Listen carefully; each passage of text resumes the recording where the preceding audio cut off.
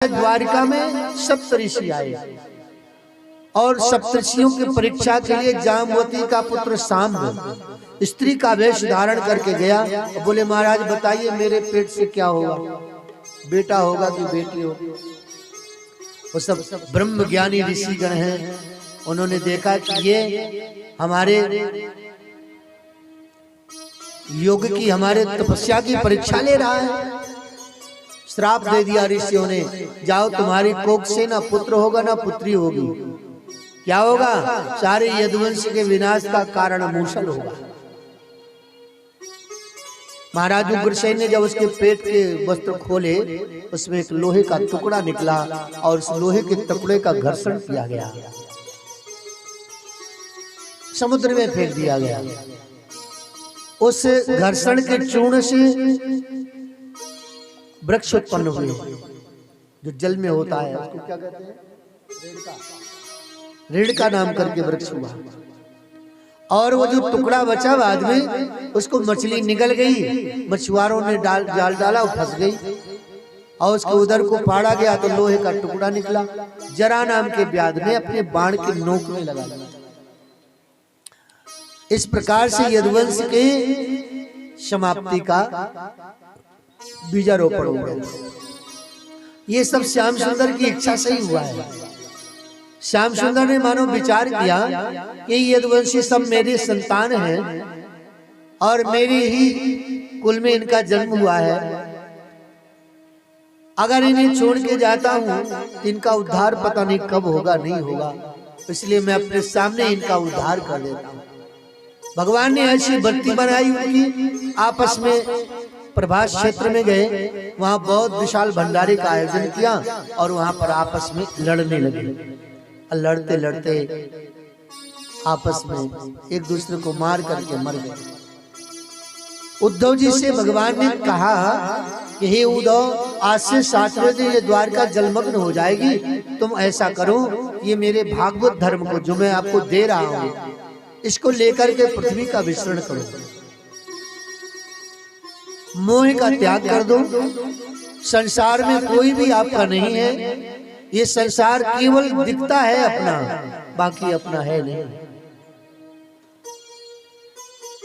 मोह के कारण हम अपना मान बैठे हैं। मैं ते तोर तोर ते माया, जीवस कीनो जीव निकाया।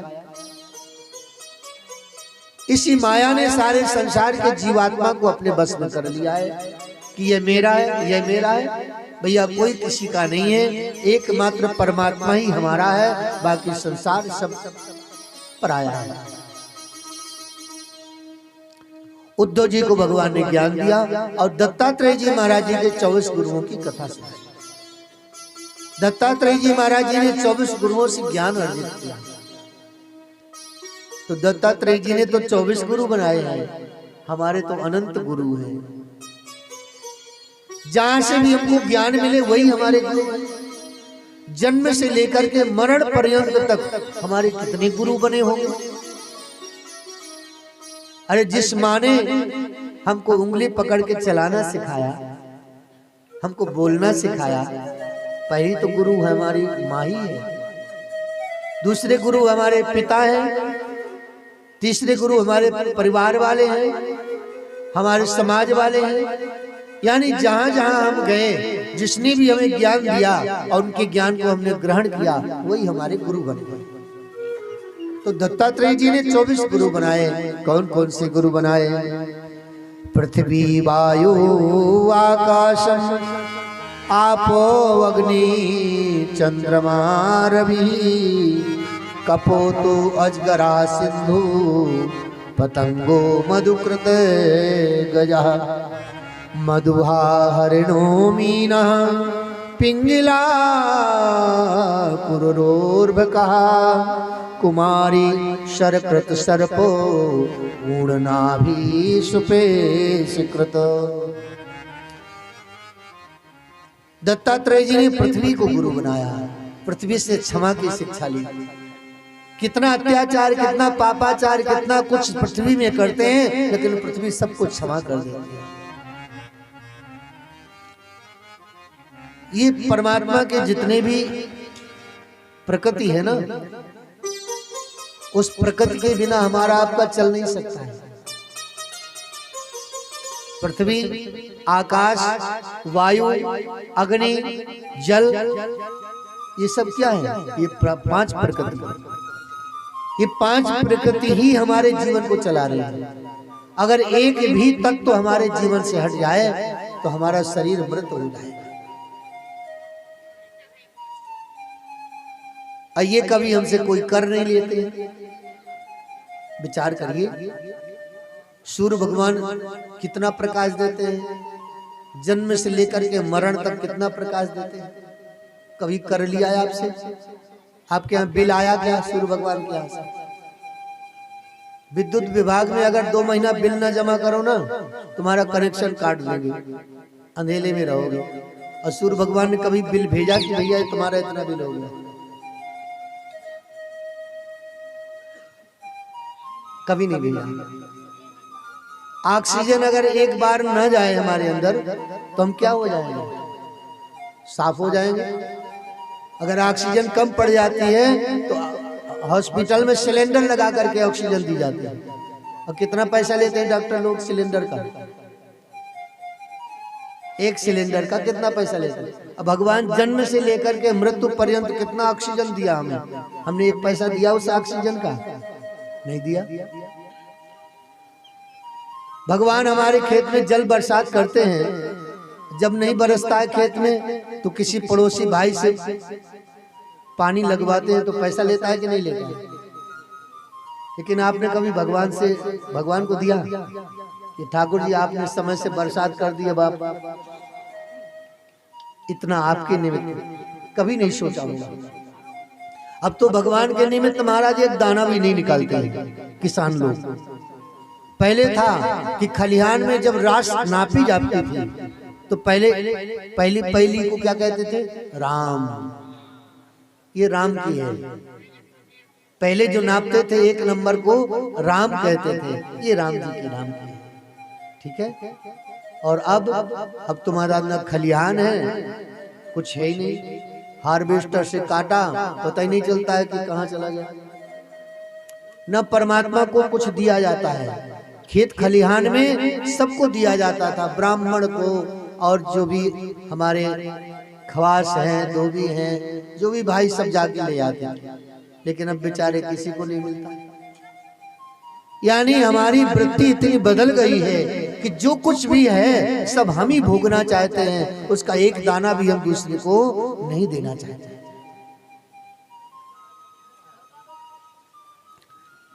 महाराज ये सब हम ही आपको भोगना पड़ेगा। इसलिए कहते हैं कमाए हुए धन का 10अंश दान कर देना चाहिए। कमाए हुए धन का उसमें 10% ही हमारा है। अगर विचार करें 90% सब दूसरों का अधिकार है। उसमें जिस माता पिता ने शरीर दिया 10% उसके लिए निकाल दो। जिस गुरु ने ज्ञान दिया 10% उसके लिए निकाल दो। जिस प्रकृति के द्वारा हमको ये प्राप्त हुआ उस प्रकृति के निमित्त, देवताओं के निमित्त 10% निकालो। ऐसे अगर निकालते रहो तो आपको 10% ही बचेगा, उसी पर तुम्हारा अधिकार है। लेकिन हम आप 100 में 100% ही भोगना चाहते हैं। और अगर 100% से भी ज्यादा मिल जाए ना तो उसको भी पीछे नहीं रहेंगे। महाराज दत्तात्रेय जी ने प्रकृति की प्रत्येक व्यवस्था को गुरु मान करके उनका वंदन किया, उनका पूजन किया। और श्री कृष्ण ने उद्धव जी से कहा, उद्धव बस यही मेरा ज्ञान है कि संसार की प्रत्येक व्यवस्था को अपना गुरु मान लो। हम जब गुरु बने रहते हैं ना तो अहंकार होता है कि हम तो गुरु जी हैं, ठीक है। गुरु का मतलब होता है भारी। इसे कहते हैं गरु है, बहुत गरु है। ये गुरु का अपभ्रंश करके गरु शब्द बनाया गया है।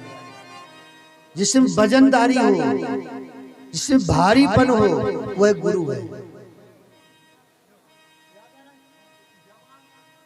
भगवान ने ज्ञान दिया और उद्धव जी को अपनी पादुकाएं दी। उद्धव तुम जाओ अब बद्रिकाश्रम जाकर के तपस्या करो। उद्धव जी बद्रिकाश्रम चले गए। भगवान ने यहाँ पर अपनी लीला का संवरण करना चाहा। बलराम जी को आदेश किया। शेष जी के अवतार बलराम जी प्रभु के धाम को चले गए। श्री बलराम जी महाराज की जय। श्याम सुंदर ने अर्जुन को बुलाया और अर्जुन से कहा, अर्जुन ये मेरी गोपिकाएं हैं, मेरी पत्नियां हैं, ये मेरे वियोग में बहुत दुखी होंगी, इनको आप हस्तिनापुर ले जाना और वहां रखना बड़े प्रेम पूर्वक। अर्जुन को थोड़ा अहम था। अर्जुन ने कहा कि मैं तो धनुषधारी गांडीवधारी अर्जुन हूँ। भगवान ने अहंकार अर्जुन का भी नहीं रखा।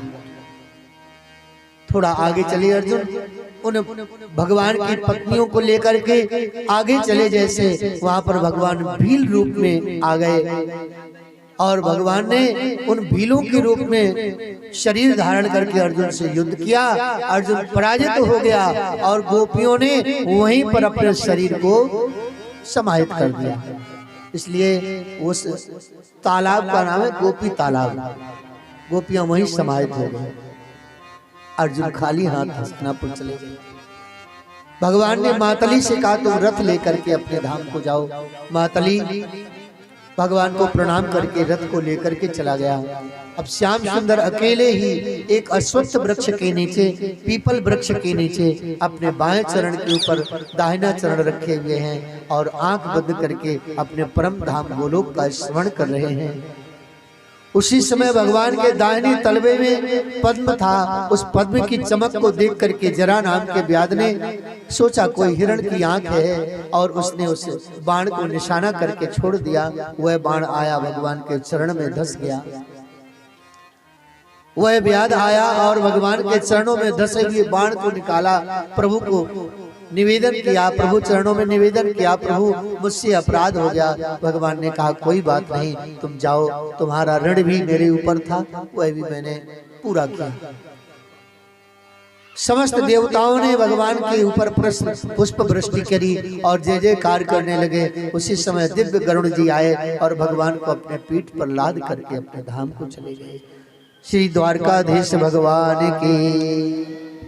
श्री सुखदेव जी महाराज जी कहते हैं कि हे परीक्षित, ये जो भागवत धर्म आपने श्रवण किया है, ये भागवत धर्म अलौकिक है। इसका निरंतर चिंतन करते रहिए और आपको मृत्यु का भय नहीं रहेगा। मृत्यु आपको डसे, मृत्यु आपको समाप्त करे, मृत्यु आपको मारे, उससे पहले तुम अष्टांग योग से परमात्मा का स्मरण करते हुए परमात्मा के श्री चरणों में अपने चित्त वृत्ति को लगा करके और इस पंच भौतिक शरीर से मुक्त हो जाओ। श्री परीक्षित जी ने सुखदेव जी महाराज जी का पूजन किया और पूजन करने के बाद श्री सुखदेव जी महाराज जी को प्रणाम किया। गुरुदेव, आपकी कृपा से मुझे कोई मोह नहीं है, इस शरीर का भी मोह नहीं है। आपके ज्ञान से मेरा समस्त प्रकार का मोह समाप्त हो गया है। श्री सुखदेव जी महाराज जी समस्त संतों के मध्य से धीरे धीरे भगवान के पावन चरित्र का स्मरण करते हुए चले गए। श्री सुखदेव जी महाराज की। सूत जी महाराज शौनकादि ऋषियों को श्रवण करा रहे हैं। हे शौनक जी, ये भागवत कथा सुनने के बाद परीक्षित के हृदय में भगवान के प्रति सहज प्रेम प्रकट हो गया और प्रेम ही तो परमात्मा का स्वरूप है। मानो परीक्षित जी के हृदय में गोविंद साक्षात कृष्ण ही प्रकट होकर के और परीक्षित को आनंदित कर रहे हैं। वो तक्षक आया, उससे पहले परीक्षित जी महाराज जी ने योग धारणा के द्वारा, योग के द्वारा, समाधि के द्वारा अपने मन बुद्धि चित्त को एकाग्र करके अपने पंच भौतिक शरीर से अपने जीवात्मा को परमात्मा से जोड़ दिया। उसी समय तक्षक सर्प आया, परीक्षित जी के शरीर को डसा और परीक्षित जी का शरीर मृत प्राय हो गया। परीक्षित के पुत्र जन्मेजय को ऐसा प्रतीत हुआ कि तक्षक के डसने से मेरे पिता का प्राणांत हुआ है क्रोध आया उसे और उसने सर्प यज्ञ किया। और वशिष्ठ जी महाराज जी ने आकर के उसको समझाया, पुत्र आपके इस यज्ञ से क्या तुम्हारे पिताजी वापस आ जाएंगे? तुम ये जीव हिंसा क्यों कर रहे हो? तुम्हारे पिताजी ने भागवत जी श्रवण की है, इसलिए तुम्हें किसी प्रकार का संदेह नहीं होना चाहिए, तुम्हारे पिताजी की सद्गति हुई है। सर्प यज्ञ बंद किया उसने। शुद्ध जी महाराज शौनक आदि ऋषियों से कहते हैं कि भैया इस कलयुग में भागवत धर्म ये रामबाण के समान है। ये ऐसी औषधि है, ऐसा तत्व है कि जो भाव के सहित भागवत जी का श्रवण करता है, भागवत जी का चिंतन करता है, भागवत जी की शरणागति को धारण करता है, उसके ऊपर गोविंद की बहुत बड़ी कृपा होती है। उसके ऊपर किसी प्रकार का कोई संकट नहीं आ सकता और मृत्यु का भय समाप्त हो जाता है।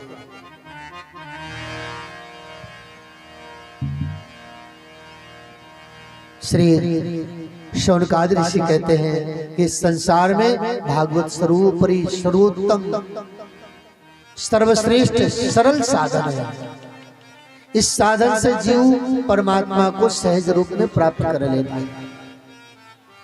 इस 7 दिन तक कथा सुनी, हम आप बड़े प्रेम से सुनी, भगवान की कृपा से हम आप सभी ने किसी प्रकार का कोई विघ्न भी नहीं आया और निर्विघ्नता के साथ हम आप सभी ने भगवान की कथा सुनी है।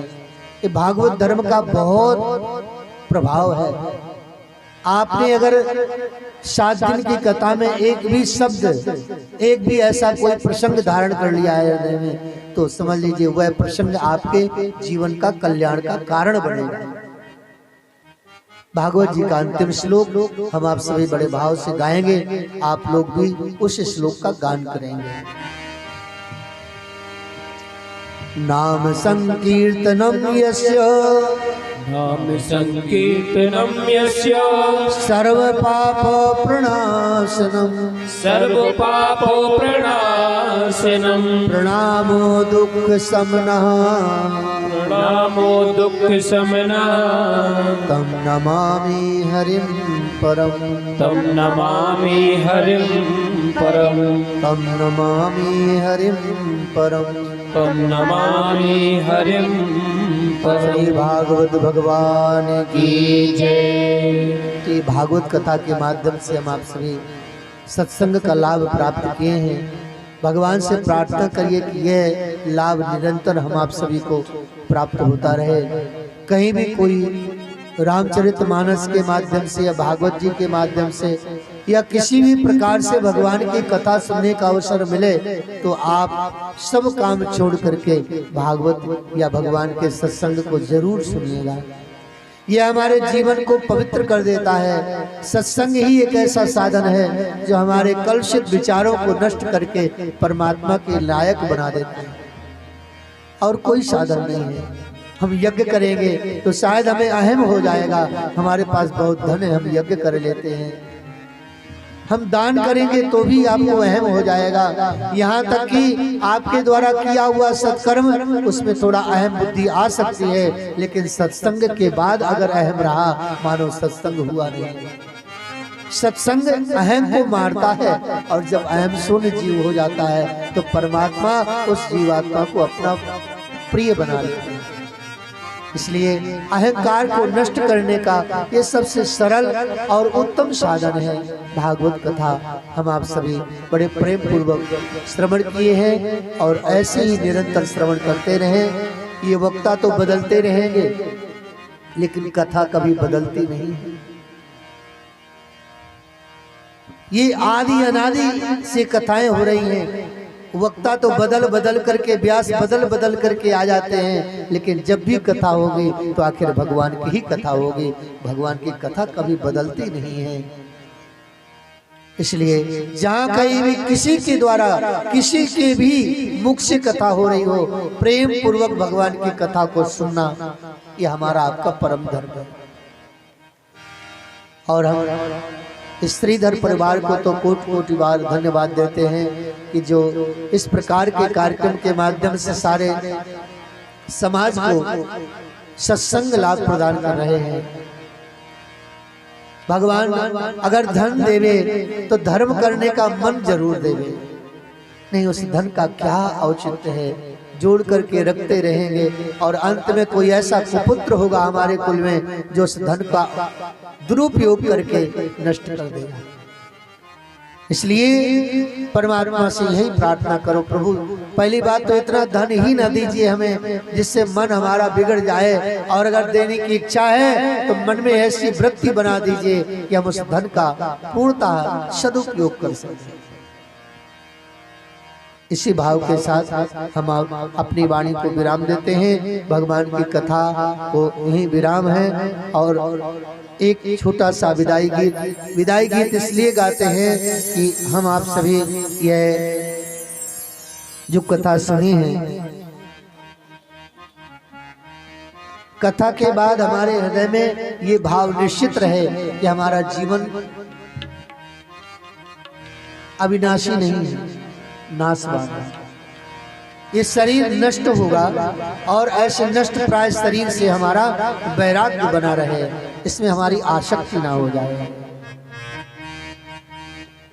मिलन आज तक था हमारा तुम्हारा, रही जिंदगी तो मिलेंगे दोबारा। आज तक था हमारा तुम्हारा, वही जिंदगी तो मिलेंगे दोबारा। मिलन आज तक था हमारा तुम्हारा, वही जिंदगी तो मिलेंगे दोबारा।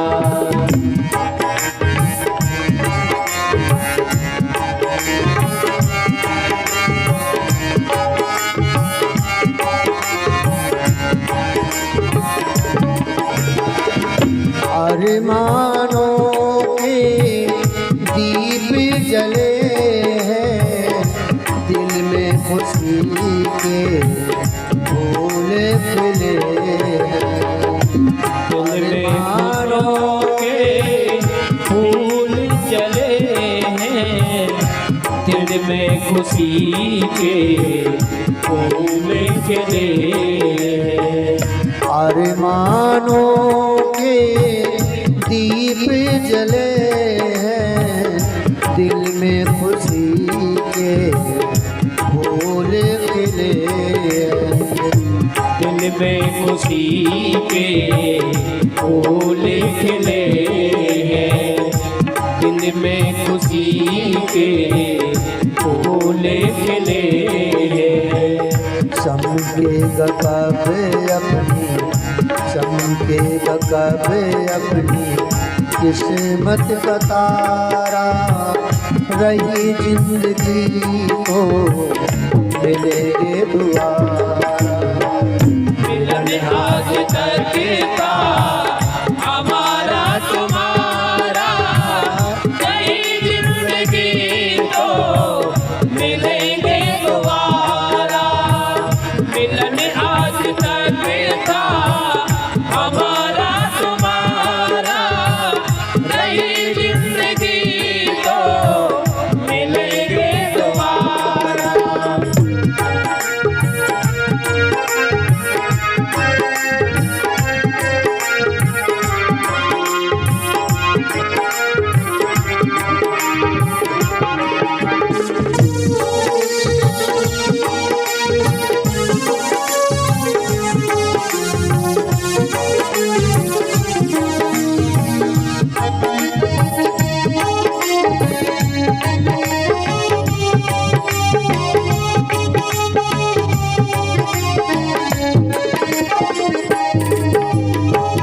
किस्मत मिली थी मुलाकात इतनी, हंसी खुशी गुजरी सौगात अपनी।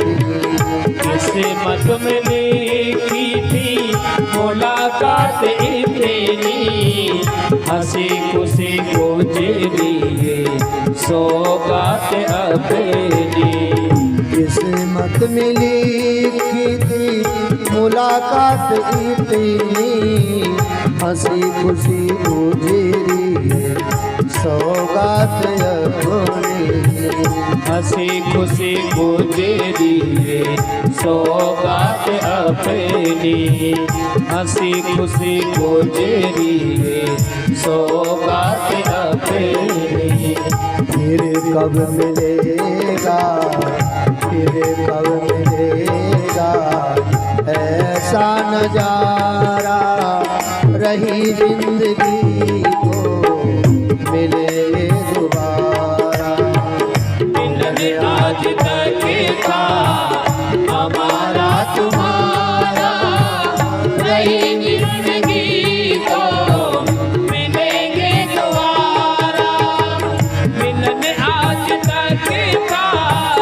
हमारा तुम्हारा रही जिंदगी को मिलेंगे दोबारा किसी को खबर क्या कभी क्या होगा काना तुम्हारा फिर दर्शन होगा कान्हा तुम्हारा फिर कब दर्शन होगा कान्हा तुम्हारा फिर कब दर्शन होगा किसी को खबर क्या कभी क्या होगा काना तुम्हारा फिर कब दर्शन होगा कान्हा तुम्हारा फिर कब दर्शन होगा कान्हा तुम्हारा फिर कब